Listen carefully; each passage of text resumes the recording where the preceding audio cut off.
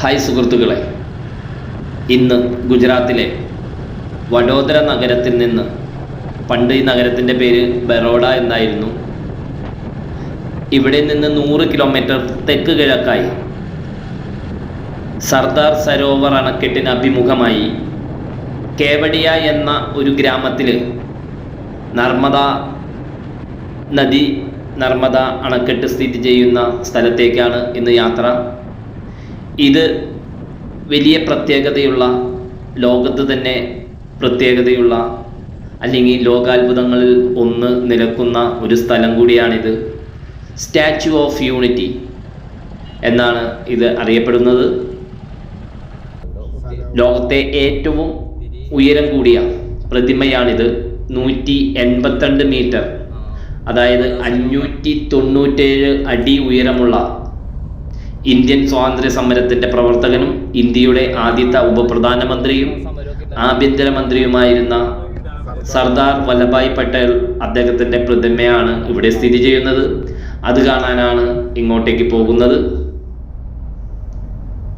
2013 L&T കമ്പനിയാണ് നിർമ്മാണം ഏറ്റെടുത്ത് ഇത് തുടങ്ങിയത്. ഇതിൻ്റെ രൂപകൽപ്പന ചെയ്തത് ഞങ്ങൾ 4 പേരും കൂടിയാണ് ഈ യാത്ര പോകുന്നത്. നേരത്തെയൊക്കെ ഇവരെ കണ്ടിട്ടുണ്ടാവും. ഇതിലൂടെ, ഈ വഴിയിലൂടെ നല്ല ഡെവലപ്പ് ചെയ്ത റോഡും അതുപോലെ തന്നെ ടൗൺഷിപ്പും എല്ലാം കടന്ന് പാർക്കിംഗ് ബേയിലേക്കാണ് ഞങ്ങൾ എത്തിയിരിക്കുന്നത്. ഇവിടെ ധാരാളം ജനങ്ങൾ, സഞ്ചാരികൾ, ടൂറിസ്റ്റുകൾ എത്തുന്ന പ്രദേശമായത് കാരണം നിങ്ങൾക്ക് നോക്കിയാൽ മനസ്സിലാവും, നിറയെ കാർ പാർക്കിങ്ങിൽ കാറുകൾ നിരന്ന് കിടക്കുന്നുണ്ട്.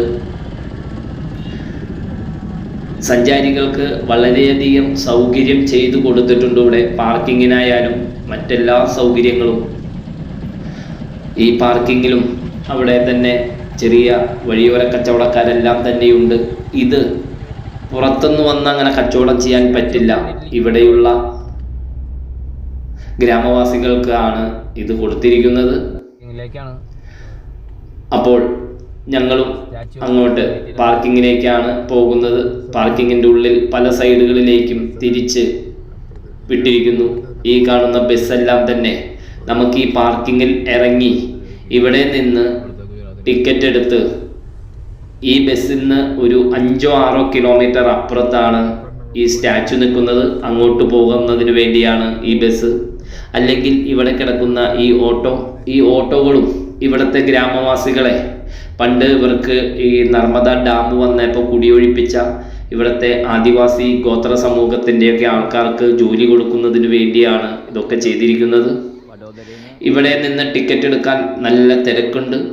ഇവിടെ നിന്ന് ടിക്കറ്റ് എടുത്ത് നമുക്കിവിടെ ടിക്കറ്റ് എടുക്കാനും തിരക്കുണ്ട്. അത് കഴിഞ്ഞാൽ ഈ അങ്ങോട്ട് കൊണ്ടുപോകുന്ന ബസ്സിലേക്ക് വരി നിൽക്കുന്നുണ്ട് ധാരാളം പേർ. അതിൽ കയറി വേണം, നമുക്ക് ബസ്സിൽ കയറി വേണം അങ്ങോട്ട് പോകാൻ. അപ്പോൾ ഓൺലൈനായി നമുക്ക് ടിക്കറ്റ് എടുക്കാവുന്നതാണ്. ഇവിടെ എല്ലാം തന്നെ ധാരാളം ജനങ്ങൾ എത്തുന്ന പ്രദേശമാണ്. 2013 L&T കമ്പനിയാണ് നിർമ്മാണം ഏറ്റെടുത്തത്. ഇതിൻ്റെ രൂപകൽപ്പന ചെയ്ത, അല്ലെങ്കിൽ ഇതിൻ്റെ ശില്പി അല്ലെങ്കിൽ ആർക്കിടെക്ട് റാം വി സുതാർ എന്നാണ് അറിയപ്പെടുന്നത്. റാം വി സുതാർ, നമ്മൾ ഈഫൽ ടവർ നിർമ്മിച്ച ആളുടെ പേരോ അല്ലെങ്കിൽ വിമാനം കണ്ടുപിടിച്ച ആളുടെ പേരൊക്കെ ഓർത്തിരിക്കുന്നത് പോലെ തന്നെ ഇതിൻ്റെ ശില്പിയുടെയും പേര് നമ്മൾ ഓർക്കണം. റാം വി സുതാർ എന്നാണ്. പട്ടേലിൻ്റെ 143ാം ജന്മവാർഷികമായ 2018 ഒക്ടോബർ 31 അന്നത്തെ ഇന്ത്യൻ പ്രധാനമന്ത്രി ശ്രീ നരേന്ദ്രമോദി ഉദ്ഘാടനം ചെയ്യുകയാണ് ഉണ്ടായത്. ഇത് ഉരുക്ക് ഫ്രെയിമിങ്ങും കോൺക്രീറ്റും പിച്ചള കോട്ടിങ്ങും ഉപയോഗിച്ചാണ് ഇത് ഉറപ്പിച്ചിരിക്കുന്നത്. ഇത് അവിടുത്തെ ഗ്രാമത്തിലൂടെയാണ് നമ്മൾ ബസ്സിൽ കയറ്റിയാലും അല്ലെങ്കിൽ ഓട്ടോറിക്ഷയിൽ പോയാലും ഇതായിരുന്നു ഇവിടുത്തെ പണ്ടത്തെ അവസ്ഥ. ഇതിലും ദയനീയമായിരുന്നു. ഗ്രാമവാസികളൊക്കെ തിങ്ങി നിറഞ്ഞ ഒത്തിരി ഗോത്ര സമൂഹങ്ങൾ താമസിക്കുന്ന ഒരു പ്രദേശത്തുകൂടെ, വനത്തിലൂടെയാണ് നമ്മൾ അങ്ങോട്ട് പോകേണ്ടത്. 2013 ഗുജറാത്തിലെ അന്നത്തെ മുഖ്യമന്ത്രിയായിരുന്ന ശ്രീ നരേന്ദ്രമോദി വല്ലഭായ് പട്ടേൽ രാഷ്ട്രീയ ഏകതാ ട്രസ്റ്റ് രൂപീകരിച്ച് കർഷകരോട് ഉപയോഗിച്ച കാർഷിക ഉപകരണങ്ങൾ സംഭാവന ചെയ്യാൻ ആവശ്യപ്പെട്ടു. പ്രതിമയ്ക്ക് ആവശ്യമായ ഇരുമ്പ് ശേഖരിക്കുന്നതിനായി 2016 ആയപ്പോഴേക്കും മൊത്തം 135 മെട്രിക് ടൺ സ്ക്രാപ്പ് ഇരുമ്പ് ശേഖരിച്ചു. അത് നിർമ്മാണ പ്രവർത്തനങ്ങൾക്ക് ആരംഭം കുറിക്കുകയുമുണ്ടായി. ഈ പ്രതിമയുടെ ആകെ ഉയരം 240 മീറ്റർ ആണ്. ഇതിൽ 58 മീറ്റർ ഈ പ്രതിമയുടെ അടിത്തറയാണ്. ഈ അടിത്തറയ്ക്ക് നിർമ്മിക്കുന്നതിന് വേണ്ടി സ്ക്രാപ്പ് കർഷകരിൽ നിന്ന് കിട്ടി എന്നാണ് അറിയുന്നത്. പ്രതിമ 182 മീറ്ററും ആണ്. ഗുജറാത്തിലെ നിയമസഭയിലെ സീറ്റുകളുടെ എണ്ണം 182 ആണ്. അതുകൊണ്ട് 182 മീറ്ററും ഉയരം എന്നാണ് ഇവിടെ അറിയാൻ സാധിച്ചത്. ഇത് മണിക്കൂറിൽ 180 കിലോമീറ്റർ വേഗതയുള്ള കാറ്റിനെയും അതുപോലെ തന്നെ റിക്ടർ സ്കെയിലിൽ 6.5 തീവ്രതയുള്ള ഭൂകമ്പങ്ങളെയും പ്രതിമ പ്രതിരോധിക്കും. ഈ തരത്തിലുള്ളതാണ് ഇതിൻ്റെ നിർമ്മാണം. ഈ കാണുന്നതാണ് ഭീമാകാരമായ ആ പ്രതിമ. നർമ്മദ അണക്കെട്ടിനെ നോക്കി നിൽക്കുന്ന സർദാർ വല്ലഭായ് പട്ടേൽ പ്രതിമ. ഗുജറാത്ത് സർക്കാരിൽ നിന്നുള്ള പണമാണ് ഭൂരിഭാഗം പ്രതിമയ്ക്കായി ചിലവഴിച്ചത്. പദ്ധതിക്കായി ആകെ ചിലവ് 3000 കോടിയോളം രൂപയാണ്. L&T 3000-ഓളം തൊഴിലാളികളും 250-ൽ കൂടുതൽ എഞ്ചിനീയർമാരും ജോലി ചെയ്തു.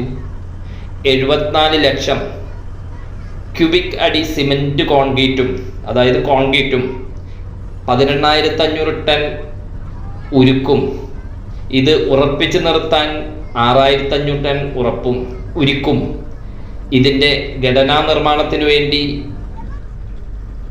1,700 ടൺ വെങ്കലവും അതുപോലെ തന്നെ 18,500 ടൺ വെങ്കല ക്ലാഡിങ്ങും ഇതിനായി ഉപയോഗിച്ചു എന്നാണ് കണക്കാക്കുന്നത്. ഇവിടെയാണ് ആൾക്കാർ ടിക്കറ്റ് എടുത്ത് ഇതിൻ്റെ ഉള്ളിലേക്ക് പ്രവേശിക്കുന്നത്. ഇതാണ് ആ ഭീമാകാരമായ സർദാർ വല്ലഭായ് പട്ടേലിൻ്റെ പ്രതിമ അകലെ നിന്നുള്ള ദൃശ്യം. പ്രതിമാ നിർമ്മാണത്തിനും ഈ പ്രതിമയ്ക്ക് ചുറ്റും ഒരു ടൗൺഷിപ്പ് തീർക്കുന്നതിനുമായി ഇവിടുത്തെ ആദിവാസി ഗോത്രത്തിൽപ്പെട്ട കെവാഡിയ, കോതി, വഹോഡിയ അതേപോലെ തുടങ്ങിയ ഗ്രാമങ്ങളിലെ ഗോത്രവർഗങ്ങളെയെല്ലാം എതിർപ്പുകളും സമരങ്ങളും നടക്കുകയുണ്ടായി. അറസ്റ്റ് ചെയ്യലും മറ്റും വലിയ രീതിയിൽ പ്രശ്നങ്ങളെല്ലാം ഉണ്ടായ ഒരു പ്രദേശം കൂടിയാണിത്. അവസാനം ഗുജറാത്ത് സർക്കാർ അവരുടെ മിക്ക ആവശ്യങ്ങളും അംഗീകരിച്ചു. അങ്ങനെയാണ് ഇന്ത്യൻ എഞ്ചിനീയറിംഗ് വിസ്മയങ്ങളിലൊന്നായി ഇത് തലയുയർത്തി നിൽക്കുന്ന ഈ നിർമ്മാണം ഇവിടെ പൂർത്തീകരിക്കാൻ സാധിച്ചത്. ലോകത്തിലെ ഏറ്റവും വലിയ പ്രതിമയുടെ ഉള്ളിലേക്കും നമുക്ക് കയറാം. നർമ്മദ നദിയിലെ പാറക്കെട്ടിന് മുകളിലായാണ് ഈ പ്രതിമ നിൽക്കുന്നത്. 60 നില കെട്ടിടത്തിൻ്റെ ഉയരത്തിൽ നർമ്മദ അണക്കെട്ടിലേക്ക് നോക്കി നിൽക്കുകയാണ്. ആരെയും അത്ഭുതപ്പെടുത്തുന്ന ഒരു ഇടമായി ഇവിടം മാറി. ടൂറിസ്റ്റുകൾ കൊണ്ടുവരുന്ന വാഹനങ്ങൾ പാർക്കിംഗ് ഏരിയയിൽ പാർക്ക് ചെയ്ത് ബസ്സുകളിൽ വേണം നമുക്ക് ഇങ്ങോട്ട് വരാൻ. നമുക്ക് ഇതിൽ കയറാൻ വേണ്ടി പല ടൈം സ്ലോട്ടുകളും ഏർപ്പെടുത്തിയിട്ടുണ്ട്. ഞങ്ങൾക്ക് കിട്ടിയിരിക്കുന്നത് ഇന്ന് ഉച്ചയ്ക്ക് 1 മണിക്കാണ്.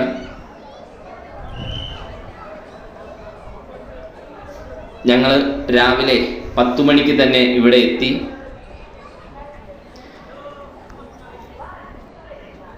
ഇപ്പോൾ 2024 വരെ ഈ പ്രതിമ കാണാൻ 2 കോടിയിൽ പരം ടൂറിസ്റ്റുകൾ ഇവിടെ എത്തിയെന്നാണ് കണക്കാക്കുന്നത്. ഇപ്പോൾ ഇവിടം വലിയ ടൂറിസ്റ്റ് ഡെസ്റ്റിനേഷനായി മാറിയിരിക്കുന്നു. ധാരാളം ഹോട്ടലുകൾ, സഫാരി പാർക്ക്, കള്ളിച്ചെടിയുടെ ഉദ്യാനം, മറ്റ് വിനോദസഞ്ചാര ഉപാധികൾ. കള്ളിച്ചെടിയുടെ ഉദ്യാനത്തിൽ 450-ലധികം വ്യത്യസ്തങ്ങളായ കള്ളിച്ചെടികളുടെ ഒരു ഉദ്യാനമാണ്. അത് കാണാൻ നമുക്ക് പോകണം. അതുപോലെ ഈ പ്രദേശത്തിലെ ആദിവാസികളെയും ജനങ്ങൾക്ക് 2000-ഓളം പേർക്ക് ഇവിടെ ജോലി പല രീതിയിലും ലഭിക്കുന്നുണ്ട്. അതേപോലെ പ്രധാന വിനോദ സഞ്ചാര കേന്ദ്രങ്ങൾ ഇവിടെ ധാരാളമുണ്ട്. ഈ പ്രതിമയുടെ ഉള്ളിലൂടെ ലിഫ്റ്റിന് മുകളിൽ കയറുന്ന വ്യൂയിങ് ഗാലറി 153 മീറ്റർ ഉയരത്തിലെ പാനോരമിക് കാഴ്ചകൾ നമുക്ക് കാണാം. ഇതും സഞ്ചാരികൾക്ക് ഇവിടെ കയറി നിന്നാൽ ഈ ദൂരം നടക്കാതെ നമുക്ക് അങ്ങോട്ട് എത്തുന്ന ഒരു വാക്ക് വേ ആണ്. അങ്ങനെ സഞ്ചാരികൾക്ക് എല്ലാം കൊണ്ടും ഇവിടെ നല്ല സാഹചര്യങ്ങൾ ഒരുക്കിയിട്ടുണ്ട്. അതുപോലെ തന്നെ ഇതിനടുത്ത് വാലി ഓഫ് ഫ്ലവേഴ്സ് എന്ന് പറഞ്ഞ ഒരു ഗാർഡനുണ്ട്. വിവിധ തരത്തിലുള്ള പൂക്കളുടെ ഒരു ഗാർഡൻ. അതേപോലെ സർദാർ പട്ടാൽ മെമ്മോറിയൽ മ്യൂസിയം, അതിൻ്റെ audio video gallery, jungle safari, വിദേശ മൃഗങ്ങളും പക്ഷികളുമുള്ള ഒരു സഫാരി പാർക്ക്,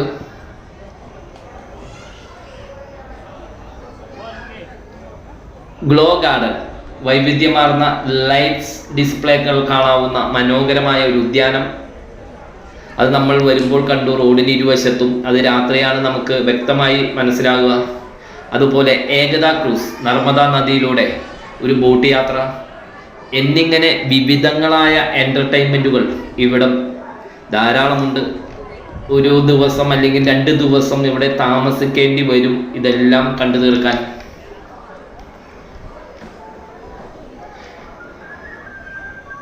ഇവിടെ സന്ദർശന സമയം രാവിലെ 8 മണി മുതൽ വൈകിട്ട് 6 വരെയാണ്. തിങ്കളാഴ്ച മുടക്കമാണ് ഇവിടം. സന്ദർശിക്കാൻ അനുയോജ്യമായ സമയം ഒക്ടോബർ ടു മാർച്ചാണ്. മനോഹരമായ കാലാവസ്ഥയാണ്. ടിക്കറ്റ് നിരക്ക് മുതിർന്നവർക്ക് 180 രൂപയും ഈ വ്യൂവിംഗ് ഗാലറിയിലേക്ക് കയറാൻ 380 രൂപയുമാണ്. 3 വയസ്സുള്ള കുട്ടികൾക്ക് 90 രൂപയും 230 രൂപയാണ്. എക്സ്പ്രസ് എൻട്രി ഉണ്ട്. ഇതൊരു വരിയൊന്നും നിൽക്കാതെ നമുക്ക് ഓൺലൈനിൽ നേരിട്ട് ഇതെടുക്കാം. 1030 രൂപ കൊടുത്ത് നമുക്കിതിൻ്റെ ഉള്ളിൽ കിടക്കാം. ഇവിടെ നിന്ന് നോക്കുമ്പോൾ ആ ഭീമാകാരമായ പ്രതിമ നമുക്കിവിടുന്ന് വ്യക്തമായി കാണാൻ സാധിക്കും. ഇവിടെ ടിക്കറ്റ് കൗണ്ടറിലും ടിക്കറ്റ് ലഭ്യമാണ്. എന്നിരുന്നാലും ഓൺലൈൻ ബുക്ക് ചെയ്യുന്നതായിരിക്കും നല്ലത്. ഇവിടെ ക്യാമറകൾ അനുവദനീയമാണ്. ഡ്രോൺ ഉപയോഗിക്കാൻ പ്രത്യേക അനുമതി വാങ്ങണം. താമസ സൗകര്യം ഈ ടൗൺഷിപ്പിൽ തന്നെ ധാരാളമുണ്ട്. ആഡംബര ഹോട്ടലുകൾ തുടങ്ങി ചെറിയ ഹോട്ടലുകൾ, അതേപോലെ ഇതും ഓൺലൈനിൽ ബുക്ക് ചെയ്യുന്നതായിരിക്കും നല്ലത്. ഈ ടൗൺഷിപ്പിന് പുറത്തും നല്ല റൂമുകൾ കിട്ടും. വില കുറവും ഉണ്ട്. പ്രാദേശിക ഹോം സ്റ്റേകളും ഇവിടെ ധാരാളമുണ്ട്. വില്ലേജ് സ്റ്റേകളുണ്ട്. പ്രാദേശിക ഭക്ഷണവും അവരുടെ സംസ്കാരവും കണ്ട് അതും ഇവിടെ ചെറിയ ചെറിയ ഹോം സ്റ്റേകളും കിട്ടും. ഇവിടെ ഒരു ടെന്റ് സിറ്റി ഉണ്ട്. ഇതിനുള്ളിൽ ധാരാളം ടെന്റുകളും വാടകയ്ക്ക് കിട്ടും. 50 കിലോമീറ്റർ ചുറ്റളവിൽ ധാരാളം സ്റ്റേകൾ നമുക്കിവിടെ കിട്ടും. ഇവിടേക്ക് എത്തിച്ചേരാൻ അടുത്തുള്ള വിമാനമാർഗമാണെങ്കിൽ അടുത്തുള്ള വിമാനത്താവളം വഡോദര 90 കിലോമീറ്റർ ദൂരമേ ഉള്ളൂ ഇവിടെ നിന്ന്, സ്റ്റാച്യു ഓഫ് യൂണിറ്റിയിൽ നിന്ന്. ഇത് സ്റ്റാച്യു ഓഫ് യൂണിറ്റി എന്നെഴുതി അതിൽ ഫൗണ്ടനൊക്കെ പിടിപ്പിച്ചിട്ടുള്ള ഒരു ഏരിയ ആണ്. ധാരാളം ആൾക്കാർ അവിടെ നിന്ന് ഫോട്ടോ എടുക്കുന്നുണ്ട്. ഇവിടെ ഉദ്യാനത്തിലും അത് തന്നെ എല്ലായിടത്തും ഫോട്ടോ എടുക്കാൻ പറ്റുന്ന ധാരാളം പ്രദേശങ്ങളുണ്ട്. അതുപോലെ റെയിൽവേ സ്റ്റേഷൻ, കേവടിയ റെയിൽവേ സ്റ്റേഷൻ തൊട്ടടുത്ത് തന്നെയാണ്. റോഡ് മാർഗം വരണമെങ്കിൽ എല്ലാ സ്ഥലത്തു നിന്നും ഇവിടെ എത്തിച്ചേരാൻ വലിയ റോഡുകളുമായി ബന്ധിപ്പിച്ചിരിക്കുന്നു. ഇതെല്ലാം എക്സ്പ്ലോർ ചെയ്യാൻ വേണ്ടി ഒരു ഔദ്യോഗിക വെബ്സൈറ്റ് ഉണ്ട്. ഇതുവഴി നമ്മൾ ബുക്ക് ചെയ്യണം. ഇവിടെ രാത്രി laser light and sound show ഉണ്ട്. അതും ഇവിടുത്തെ പ്രത്യേകത ഉള്ളതാണ്. ഞങ്ങളുടെ സുഹൃത്തുക്കളെല്ലാം തന്നെ ഫോട്ടോയ്ക്ക് പോസ്റ്റ് ചെയ്യുന്നുണ്ട്. ഇവരാണ് ഞങ്ങളൊപ്പം വന്നിരുന്ന എൻ്റെ സുഹൃത്തുക്കൾ.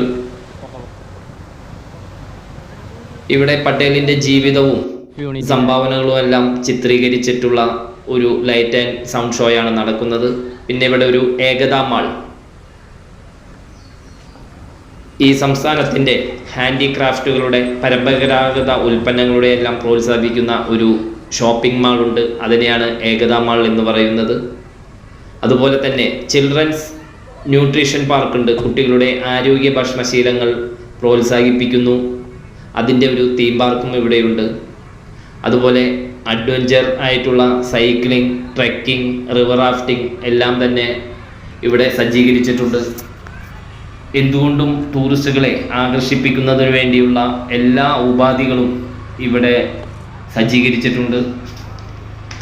ഇതങ്ങനെ ലോകാത്ഭുതമായി ലോകത്തിലെ ഏറ്റവും ഉയരം കൂടിയ ഈ പ്രതിമ നർമ്മദാ നദിയിലേക്ക് ഇങ്ങനെ നോക്കി നിൽക്കുന്നു. ഇതാണ് അതിൻ്റെ മുകളിലേക്ക് കയറുന്ന ഭാഗം. നല്ല ഗുജറാത്തിലെ രാജസ്ഥാൻ മാർബിളെല്ലാം ചുവപ്പ മാർബിൾ കൊണ്ട് ഈ ചുമരുകളും ഈ സൈഡും എല്ലാം അലങ്കരിച്ചിട്ടുണ്ട്. മുകളിലോട്ട് കയറാൻ വേണ്ടി ഒരു കോണിയും അതായത് ചവിട്ടുപടിയും അറേഞ്ച് ചെയ്തിട്ടുണ്ട്. ഇപ്പുറത്ത് എസ്കലേറ്ററിലൂടെയും മുകളിലേക്ക് കയറാം. അങ്ങനെ സഞ്ചാരികൾക്ക് ഒരു ബുദ്ധിമുട്ടുമില്ലാത്ത രീതിയിലൊക്കെയാണ് ഇത് രൂപകൽപ്പന ചെയ്തിരിക്കുന്നത്. ടൂറിസ്റ്റുകൾ ധാരാളമുണ്ട്. ആരും തന്നെ ചവിട്ടുപടി ഉപയോഗിക്കുന്നില്ല, എസ്കലേറ്ററിലൂടെയാണ് പോകുന്നത്. ഇത്രയും ദൂരം നടന്നതിൻ്റെ ക്ഷീണം കൊണ്ട് ഞാനും എസ്കലേറ്റർ തന്നെ ഇതെല്ലാം തന്നെ നല്ല വൃത്തിയോടുകൂടി മാർബിള് പാകിയ സ്ഥലമാണ്.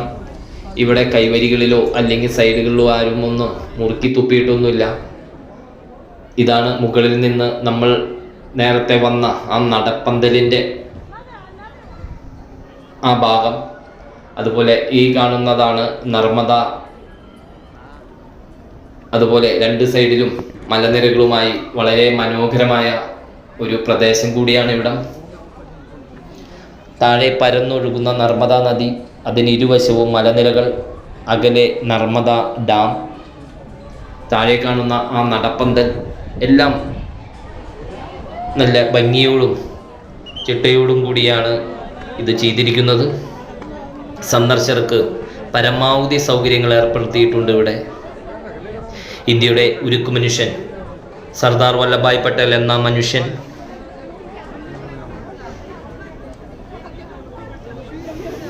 അദ്ദേഹത്തിൻ്റെ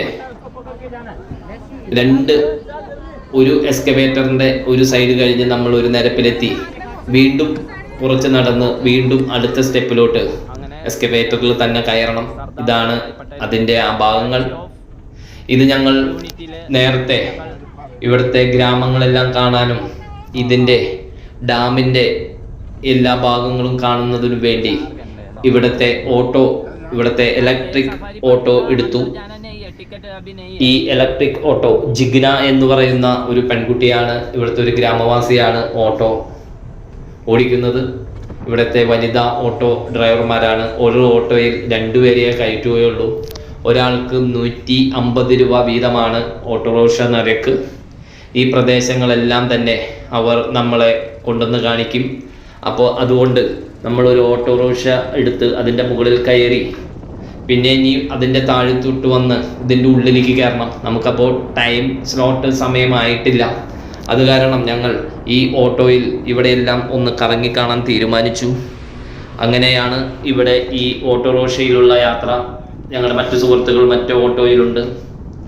ഇവിടെ ഒരു നർമ്മദ അണക്കെട്ടുണ്ട്, അത് കാണണം. നർമ്മദ അണക്കെട്ട് ഒരു ഗ്രാവിറ്റി ഡാം ആണ്.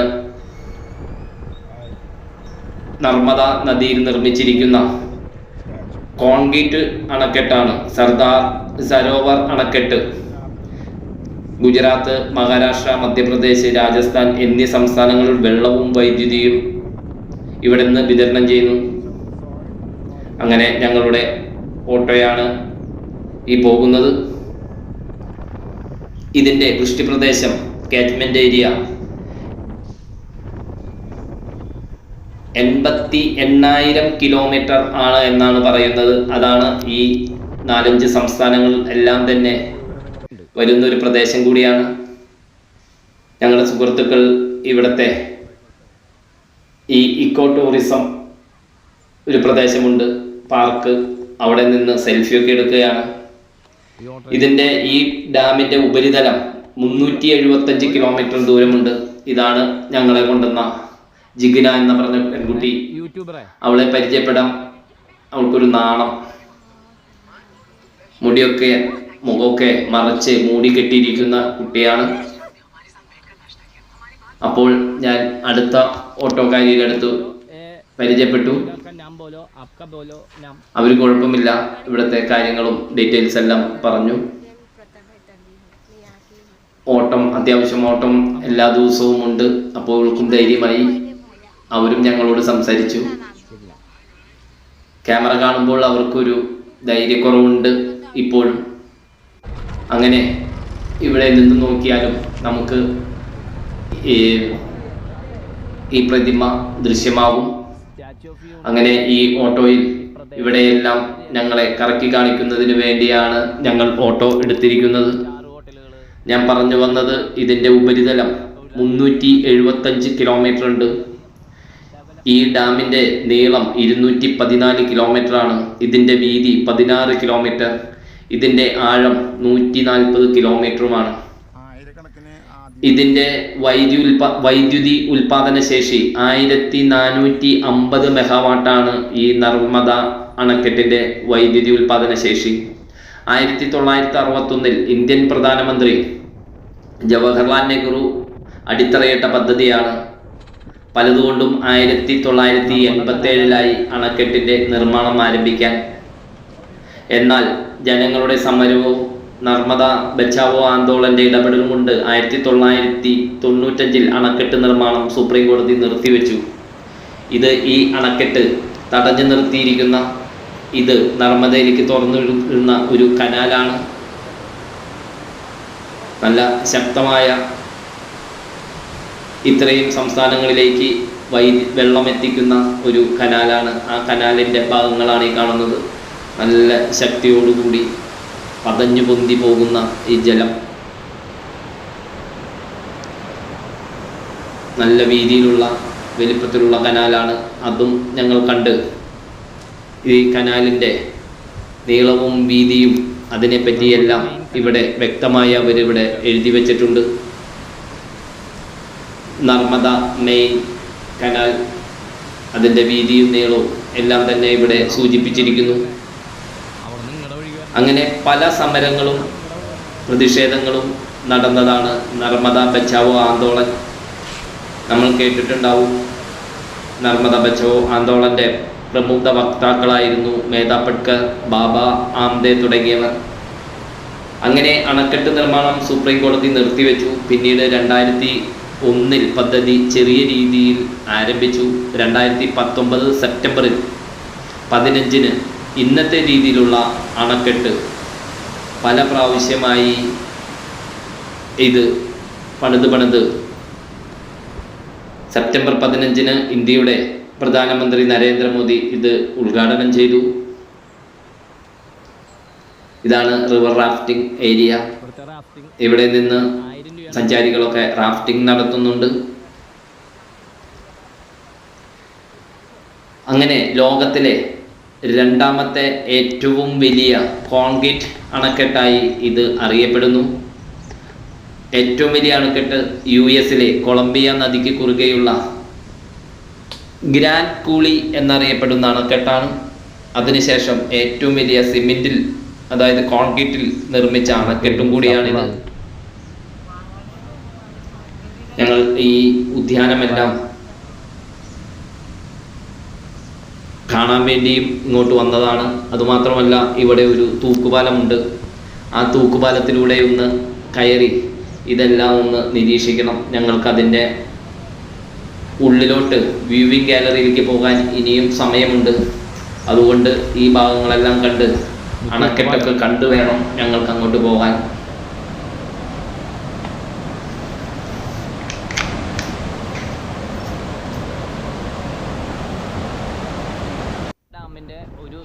ഇതാണ് അണക്കെട്ടിൻ്റെ ഓരോ ഭാഗങ്ങളും കെട്ടി നിർത്തിയിരിക്കുന്ന കെട്ട് പ്രദേശം. ഇതിലൂടെയെല്ലാം കണ്ട് ഇതൊക്കെ ഇങ്ങനെയെല്ലാം ചെയ്തിരിക്കുന്ന നമ്മളെ കനത്ത സെക്യൂരിറ്റിയോടുകൂടി നമ്മളെ എല്ലാം ചെക്ക് ചെയ്ത് നമ്മുടെ മെറ്റൽ ഡിറ്റക്ടറിലൂടെ എല്ലാം കടത്തിവിട്ടാണ് ഇങ്ങോട്ട് കടത്തിയിരിക്കുന്നത്. പല ഡാമുകളിലും വേണമെങ്കിൽ ഇങ്ങനെ ടൂറിസ്റ്റുകളെ കൊണ്ടു നടക്കാൻ അവിടുത്തെ പ്രദേശങ്ങളിലെ ജനങ്ങൾക്കൊരു ടൂറിസം വരുമാനമാവും. ഇതേപോലുള്ള ഓട്ടോറിക്ഷയിലെല്ലാം ടൂറിസ്റ്റുകൾ അവിടെയെല്ലാം തന്നെ വന്ന് കാണുന്നതിനു വേണ്ടിയൊക്കെയുള്ള ഒരു ഭാഗമാണ് ഇത്. അവരുടെ റോഡിൻ്റെ സൈഡിലുള്ള ആ കൈവരിക്ക് അവർ ഒരു പ്ലാസ്റ്റിക്കിൻ്റെ ഡബ്ബ പോലെ സജ്ജീകരിച്ചിട്ടുണ്ട്. വണ്ടികൾ തട്ടിയാലും വണ്ടിക്ക് കോറിലൊന്നും ഏൽക്കാതിരിക്കാൻ വേണ്ടി. അങ്ങനെ നീണ്ടു നിവർന്ന് കിടക്കുകയാണ് നർമ്മദ അണക്കെട്ട്. ഇതിവിടുത്തെ ടെൻറ്റ് സിറ്റിയാണ്. ധാരാളം ടെൻറ്റുകൾ ടൂറിസ്റ്റുകൾക്കായി ഒരുക്കിയിരിക്കുന്നു. 5000 മുതൽ 10,000, 20,000, 25,000 ഒക്കെ ഒരു ദിവസം ചാർജുള്ള ചെറിയ വില്ലകളാണ്. ടെൻറ്റുകളുമുണ്ട് ഇവിടെ. അങ്ങനെ എത്രയധികം ടൂറിസ്റ്റുകൾ ഇവിടെ വന്നാലും അവരെയൊക്കെ ഉൾക്കൊള്ളാൻ പറ്റുന്ന വിധത്തിലുള്ള ഒരു ഡെവലപ്മെൻ്റാണ് ഇവിടെ നടത്തിയിരിക്കുന്നത്. ഇതാണ് നർമ്മദ അണക്കെട്ട്. വളരെയധികം, ഞാൻ നേരത്തെ പറഞ്ഞ പോലെ വളരെയധികം സമരങ്ങൾക്ക് സാക്ഷ്യം വഹിച്ച നർമ്മദ അണക്കെട്ട്. ഈ അണക്കെട്ടിൻ്റെ മുകളിലേക്ക് നമ്മളെ കടത്തിവിടില്ല. ഇവിടെ നിന്ന് ഒരു വ്യൂവിംഗ് ഗാലറി ഉണ്ട്. ഇവിടെ നിന്ന് നമുക്ക് അതെല്ലാം കാണാം. ഇപ്പോൾ അണക്കെട്ട് അധികം തുറന്നു വിട്ടിട്ടില്ല. കുറേശ്ശെയാണ് വെള്ളം വരുന്നത്. അവിടെ നിറച്ച് വെള്ളം, നമ്മൾ നേരത്തെ കണ്ടു, നിറച്ച് വെള്ളം കെട്ടി നിർത്തിയിരിക്കുന്ന ഒരു പ്രദേശം നമുക്ക് കാണാം. ഇവിടം നമ്മളെല്ലാം തന്നെ വന്ന് കാണേണ്ട ഒരു പ്രദേശമാണ്. ഇവിടം കാണാതെ നമ്മൾ മറ്റ് സ്ഥലങ്ങളിലിരുന്ന് ഇതിനെ വിമർശിക്കുന്നതിൽ ഒരു അർത്ഥവുമില്ല. ഇവിടെ സന്ദർശിക്കാതെ ഇവിടത്തെ കാര്യങ്ങളുടെ ഭാവനാ സൃഷ്ടികൾ ഇടയ്ക്കിടെ വാർത്തകളായി കാണാറുണ്ട്. പക്ഷേ ഞാൻ 2 പ്രാവശ്യം ഇവിടെ സന്ദർശിച്ചിട്ടുള്ളതാണ്. ഇവിടം വരണം, ഇത് വന്ന് കാണണം, ഒരു അത്ഭുതം തന്നെയാണ്. ഇതാണ് ഞാൻ നേരത്തെ പറഞ്ഞ ഗ്രാമവാസികളെല്ലാം തന്നെ ഇതിനകത്തേക്ക് കടക്കുന്നതിനുള്ള പ്രവേശന കവാടത്തിൽ അവർ പലതരം അവരുടെ ഹാൻഡിക്രാഫ്റ്റുകളും അതുപോലെ തന്നെ പച്ചക്കറികളും ഫ്രൂട്ട്സുകളും അത് കട്ട് ചെയ്തൊക്കെ വെച്ചിട്ട് ധാരാളം ഇവിടുത്തെ ഗോത്ര സമൂഹത്തിലുള്ള ആൾക്കാർ ഇവിടെ വിൽപ്പനയ്ക്കും ഇരിക്കുന്നുണ്ട്. ഇതാണ് ഇതിൻ്റെ ഫ്രണ്ട് ഭാഗം. അങ്ങനെ ഞങ്ങൾ ഇതിൻ്റെ ഫ്രണ്ട് ഭാഗം നേരത്തെ ഇതിൻ്റെ ഉള്ളിലേക്ക് കടക്കുമ്പോൾ ഈ ഭാഗം നമ്മൾ ഷൂട്ട് ചെയ്തിട്ടുണ്ടായിരുന്നില്ല. അപ്പോൾ ഒരു വട്ടം കൂടി ഇതെല്ലാം ഒന്ന് എടുത്തതാണ്. മാങ്ങയൊക്കെ ഇവിടെ വെച്ചിട്ടുണ്ട്. അതുപോലെ ടൂറിസ്റ്റുകൾക്ക് പറ്റുന്ന വിധത്തിൽ നമുക്ക് ടാറ്റയൊക്കെ തരുന്നുണ്ട് ആ ചേച്ചി. പഴം, അങ്ങനെ ധാരാളം നമുക്ക് കഴിക്കാൻ പറ്റുന്ന സാധനങ്ങളെല്ലാം ഇവിടെ നിരത്തി വെച്ചിട്ടുണ്ട്. ഇത് പട്ടേലിൻ്റെ പ്രതിമകളാണ്. വെങ്കലത്തിലുണ്ടാക്കിയ പ്രതിമയുണ്ട്. 7,000, 8,000 ഒക്കെ പറയുന്ന പ്രതിമകളുണ്ട്. വില താഴ്ത്തി ചോദിച്ചാൽ കിട്ടുമായിരിക്കും, പക്ഷെ ഞാനൊന്നും ചോദിച്ചില്ല, വില മാത്രം കേട്ടുകയുള്ളൂ. അങ്ങനെ ഇതാണ് ആ നേരത്തെ കണ്ട നടപ്പന്തൽ.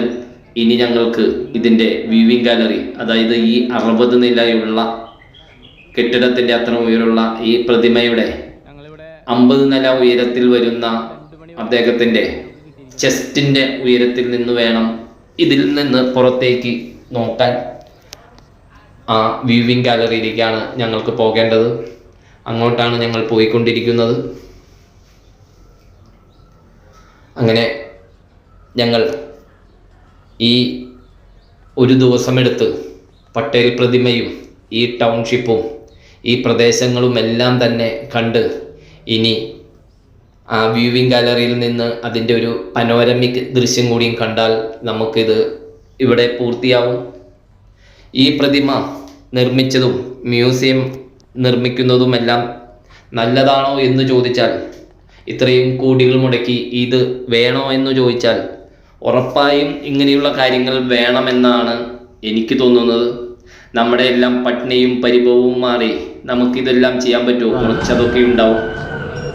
ഇതാണ് അതിൻ്റെ ഉള്ളിലേക്ക്, വ്യൂവിംഗ് ഗാലറിയുടെ ഉള്ളിലേക്ക് ടിക്കറ്റ് എടുത്ത് കടക്കേണ്ടത്. അതിൻ്റെ ലിഫ്റ്റിലേക്ക് കയറുന്നതിനുള്ള ഒരു പ്രദേശമാണ്. അങ്ങോട്ടാണ് ഞങ്ങൾ പോകുന്നത്. ഭയങ്കര പെട്ടെന്ന് തന്നെ സ്പീഡിൽ തന്നെ എത്തുന്ന ഒരു ലിഫ്റ്റാണ് ഇവിടെ സജ്ജീകരിച്ചിരിക്കുന്നത്. ഇപ്പോൾ ഞാൻ പറഞ്ഞു വന്നത്, ദാരിദ്ര്യം മാറിയിട്ട് നമുക്കൊന്നും ചെയ്യാൻ പറ്റില്ല. നമ്മുടെ ബഹിരാകാശ ഗവേഷണമോ മറ്റോ ഒന്നും തന്നെ നമ്മുടെ പട്ടിണി മാറി നടക്കാൻ പറ്റുന്ന കാര്യമല്ല. ലോകത്തിന് മുന്നിൽ തലയുയർത്തി നിൽക്കുന്നതിന് വേണ്ടി ഇങ്ങനെയുള്ള നിർമ്മാണങ്ങൾ വേണമെന്നാണ് എൻ്റെ ഒരു ആഗ്രഹം.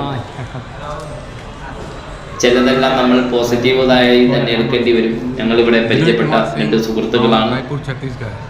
നമ്മുടെ പ്രതിരോധ സംവിധാനത്തിനും അതുപോലെ തന്നെ നമ്മുടെ ഓരോ നവീകരണത്തിനും നമ്മൾ വൻതോതിൽ കോടിക്കണക്കിന് രൂപയാണ് ഇവിടെ ചെലവഴിക്കുന്നത്. നമ്മുടെ രാഷ്ട്രത്തിലേക്ക് ആളുകൾ ഉറപ്പായും എത്തണം. അതിനിങ്ങനെയുള്ള വലിയ നിർമ്മാണങ്ങളെല്ലാം വേണ്ടിവരും. നമ്മുടെ വളർന്നു വരുന്ന തലമുറയ്ക്ക് നമ്മുടെ നാടിനെ കുറിച്ച് ഒരു അഭിമാനം തോന്നണം. അതിനെല്ലാം തന്നെ ഇങ്ങനെയുള്ള നിർമ്മാണങ്ങൾ ഉണ്ടാവണം. നമ്മൾ ദുബായ് മണലാരണ്യം എടുത്തു നോക്കിയാൽ അവിടെ ഈ ചുട്ടുകൊള്ളുന്ന മണലാരണ്യത്തിലേക്ക് ലോകാത്ഭുതങ്ങളുടെ നിർമ്മിതികളാണ് അവിടെ മുഴുവൻ. ഇത് ആ ലിഫ്റ്റിനുള്ളിൽ ഈ ലോകത്ത് തന്നെയുള്ള ഉയരം കൂടിയ നിർമ്മിതികളുടെ ചിത്രങ്ങളാണ് ആലേഖനം ചെയ്തു വച്ചിരിക്കുന്നത്. നമ്മുടെയാണ് ഏറ്റവും ഉയരം കൂടിയ നിർമ്മിതി. അത് കഴിഞ്ഞാണ് എല്ലാം ഉള്ളത്. 6 or 7 ചിത്രങ്ങൾ അവിടെ വെച്ചിട്ടുണ്ട്.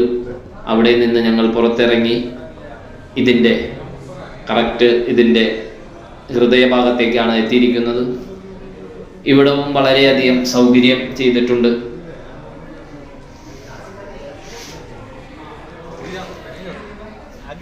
ഇതിൻ്റെ ഈ അകലയിൽ നിന്ന് നോക്കുമ്പോൾ ഈ ചെസ്റ്റിൻ്റെ ഭാഗത്ത് ഇങ്ങനെ ഒരു ഗ്രില്ലിട്ട് പോലെ നമുക്ക് അകലെ നിന്ന് ചെറുതായി തോന്നുന്നു. അതാണ് ഈ കാണുന്നത്. 60 നില കെട്ടിടത്തിന്റെ ഉയരത്തിൽ ഇങ്ങനെയുള്ള ഈ ബിൽഡിങ്ങിന്റെ നമുക്കുള്ളിൽ നിന്ന് നോക്കിയാൽ ഈഫൽ ടവറിലൊക്കെ ഇരുമ്പ് വെച്ച് ചെയ്തതുപോലെയുള്ള ഒരു എഞ്ചിനീയറിംഗ് വിസ്മയം നമുക്ക് കാണാം. ഇതെല്ലാം തന്നെ ഉരുക്ക് കൊണ്ടുണ്ടാക്കിയിരിക്കുന്ന വളരെയധികം സ്ട്രോങ് ആയിട്ടുള്ള ഒരു നിർമ്മിതിയാണ്. ഇന്ത്യൻ എഞ്ചിനീയറിംഗ് വിസ്മയം തന്നെ.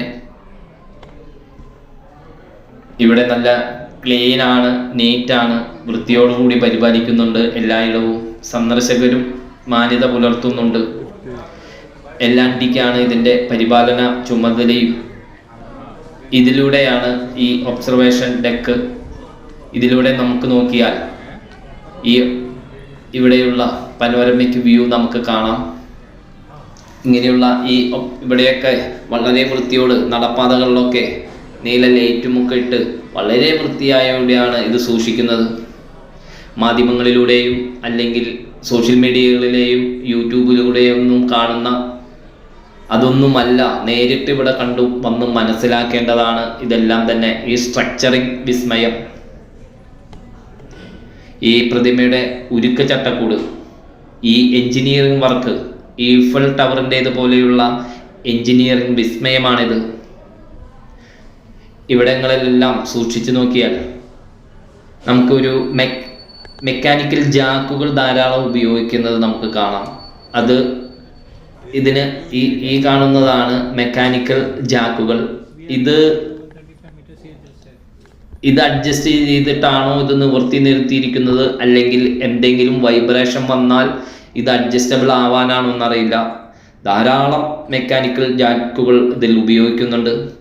അങ്ങനെ താഴെ പരന്നൊഴുകുന്ന നർമ്മദാ നദി നമുക്ക് ഇവിടുന്ന് ദൃശ്യമാകും. അതിന് ഇരുവശവും മലനിരകളും നമുക്ക് കാണാം. അങ്ങനെ എന്തുകൊണ്ടും ഒരു ലോകാത്ഭുതം തന്നെയാണ് ഇത് എന്നെനിക്ക് തോന്നുന്നു. താജ്മഹൽ ഒരു അത്ഭുതം തന്നെ. താജ്മഹൽ പോലെയോ അല്ലെങ്കിൽ അതിൽ കൂടുതലോ തന്നെയാണ് എന്നത് തോന്നുന്നു. താജ്മഹൽ മറ്റൊരു രീതിയിൽ അത്ഭുതം തന്നെ.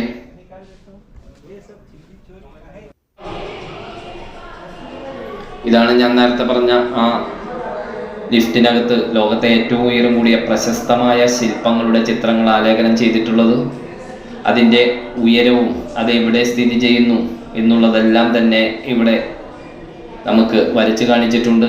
ഇത് ഈ പ്രതിമ നിർമ്മിച്ചതിൻ്റെ ഓരോ രീതിയിലുള്ള അവസ്ഥകളാണ് കാണിച്ചിരിക്കുന്നത്. അങ്ങനെ നമ്മളെ എല്ലാം കൊണ്ടും വിസ്മയിപ്പിച്ച ഒരു പ്രദേശമായാണ് എനിക്ക് തോന്നിയത്. എന്തുകൊണ്ടും ഇത് വളരെ അച്ചടക്കത്തോടും ചിട്ടയോടും കൂടിയാണ് നിർമ്മിച്ചിരിക്കുന്നത്. ഈ കാണുന്ന പാലം ഇതൊരു സർവീസ് പാലമാണ്. ഇങ്ങോട്ടേക്ക് പണ്ട് ഇത് പണിയുന്നതിന് വേണ്ടിയുള്ള മെറ്റീരിയലെല്ലാം അടുപ്പിച്ചിരുന്ന ഒരു സർവീസ് പാലമാണ്. അതിപ്പോൾ അങ്ങനെ ഉപയോഗിക്കുന്നില്ല. അങ്ങനെ ഞങ്ങൾ അതിൻ്റെ ഉള്ളിൽ നിന്ന് പുറത്തിറങ്ങി ഈ പ്രതിമയുടെ കാൽക്കിലൂടെ ഒന്ന് നടന്നു നോക്കിയതാണ്. ഇതിൻ്റെ ചുറ്റും ഇതിൻ്റെ ആ ഒരു വലിപ്പവും എല്ലാം മനസ്സിലാക്കണമെങ്കിൽ നമ്മൾ ഇവിടെ നിന്ന് നോക്കണം. അതിൻ്റെ ഒരു ഇതിൻ്റെ ഈ വിരലിൻ്റെ വലിപ്പം ഉയർമയേ ഉള്ളൂ നമുക്ക്. അപ്പോൾ ആ പ്രതിമയുടെ ഒന്ന് വലിപ്പം നമ്മളൊന്ന് ആലോചിച്ച് നോക്കൂ. അദ്ദേഹത്തിൻ്റെ ചെരുപ്പും ആ വിരലുകളെല്ലാം വളരെ വ്യക്തമായി വളരെ രസകരമായാണ് ഇത് ചെയ്തിരിക്കുന്നത്. കുർത്തയും എല്ലാം തന്നെ ചെരുപ്പിൻ്റെ വള്ളിയും എല്ലാം അത്രയും പെർഫെക്റ്റായിട്ട് രൂപകൽപ്പന ചെയ്തിരിക്കുന്ന ഒരു വിസ്മയം കൂടിയാണിത്. അങ്ങനെ നമ്മൾ നേരത്തെ വന്ന ആ നടപ്പാതയാണ് കാണുന്നത്. ഇത് ആ ഗാർഡനും ഇദ്ദേഹത്തിൻ്റെ ഈ ഭാഗത്തു കൂടെയുള്ള യാത്രയെല്ലാം കഴിഞ്ഞ് ഞങ്ങൾ താഴത്തേക്ക് ഇറങ്ങാൻ പോവാണ്. ഇന്നൊരു ദിവസം മുഴുവൻ ഇവിടെ ചെലവഴിച്ചു. ഇനി അടുത്ത വീഡിയോയുമായി നമുക്ക് വീണ്ടും കാണാം. അപ്പോൾ എൻ്റെ ഈ ചാനലിൻ്റെ പേര് ടോൺ വീൽസ്, മറക്കരുത്. ഞങ്ങൾ താഴെ എത്തി, വയ്യാണ്ടായി നടന്ന്. അപ്പോൾ ഇവിടെയുള്ള ഈ ഇലക്ട്രിക് വാഹനത്തിൽ നമുക്ക് ഫ്രീ സർവീസ് ഉണ്ട് ഈ പ്രതിമയുടെ അടുത്ത് നിന്ന് നമ്മുടെ പാർക്കിംഗ് ഏരിയയിലേക്ക്. അങ്ങനെ ഈ ഇന്ത്യയുടെ ഉരുക്കു മനുഷ്യൻ സർദാർ വല്ലഭായ് പട്ടേലിൻ്റെ ഈ പ്രതിമ കണ്ട് നമ്മൾ ഇവിടെ നിന്ന് ഇന്ന് വിടവാങ്ങുകയാണ്. ഇന്ത്യൻ ചരിത്രത്തിലെ പ്രധാനിയായ സർദാർ വല്ലഭായ് പട്ടേൽ, ഇന്ത്യൻ ഉരുക്കു മനുഷ്യൻ. അപ്പോൾ നമുക്ക് അടുത്ത വീഡിയോയിൽ വീണ്ടും കാണാം. എൻ്റെ ഈ ചാനലിന് നിങ്ങൾ സബ്സ്ക്രൈബ് ചെയ്യാൻ മറക്കരുത്. ചാനലിൻ്റെ പേര് ടോൺ വീൽസ്.